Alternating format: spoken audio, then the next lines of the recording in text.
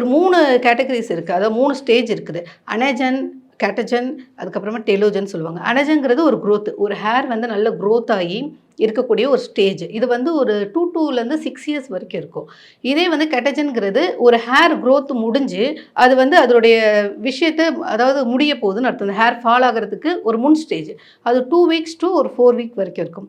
After வந்து டெலோஜின்ங்கிறது resting time. அந்த hair வந்து ஃபுல்லாவே அந்த ஃபாலிகல்ஸ் வெளியில வந்துரும். இப்ப நம்ம ஹேர் ஃபால் இப்ப நம்ம பண்ண உடனே ஒரு ஹேர் விழுது இல்லையா? இது வந்து இந்த ஸ்டேஜஸ் உள்ளுக்குள்ள நடந்துகிட்டு இருக்கும். ஆனா நமக்கு தெரியாது. வெறும் ஹேர் ஃபால் மட்டும் தான் இருக்குன்னு சொல்லுவோம். இப்ப நீங்க சொன்ன மாரி, நமக்கு இப்ப ரீசென்ட்டான ப்ராப்ளம் என்னன்னா, இந்த டெலோஜன் எஃபிஷியம் தான். காரணம் என்னன்னா, இந்த அனஜன் சொல்லக்கூடிய ஒரு குரோத்திங் பீரியட் இருக்கு இல்லையா? அந்த குரோத்திங்ல இருந்து அப்படியே என்ன செய்யும்னா, இந்த லாஸ்ட் டெலோஜன் பீரியடுக்கு வந்துரும். அது நம்ம ஃபுட்னாலயோ, இந்த மாதிரியான ரீசன்ஸ்னால அப்படி வந்து என்ன ஆகும்னா, அப்ப ஹேர் ஃபால் ஆகும்போது அப்படியே கொத்து கொத்தா போகுது. அப்படிங்கிற ஒரு நம்ம முடி 6 மனசு வருஷம் ரொம்ப வரைக்கும் வளரும்னாங்க. எனக்கெல்லாம் 2 நாள்ல 2 முடியா கொட்டிக்கிட்டே அதுதான். இருக்கு. அதுக்கு என்ன காரணம்னா, இந்த அனோஜன் அப்படின்ற ஸ்டேஜ்ல இருந்து இந்த டெலோஜன் ஸ்டேஜ்க்கு வந்துருது. இம்மீடியட்டா. அதுக்கு இவ்வளோ டியூரேஷன் இருக்குல்ல, அந்த டியூரேஷன்ல இருந்து சீக்கிரமா வரதுனால தான் இந்த ஹேர் ஃபால் வந்து அதிகமாகுது.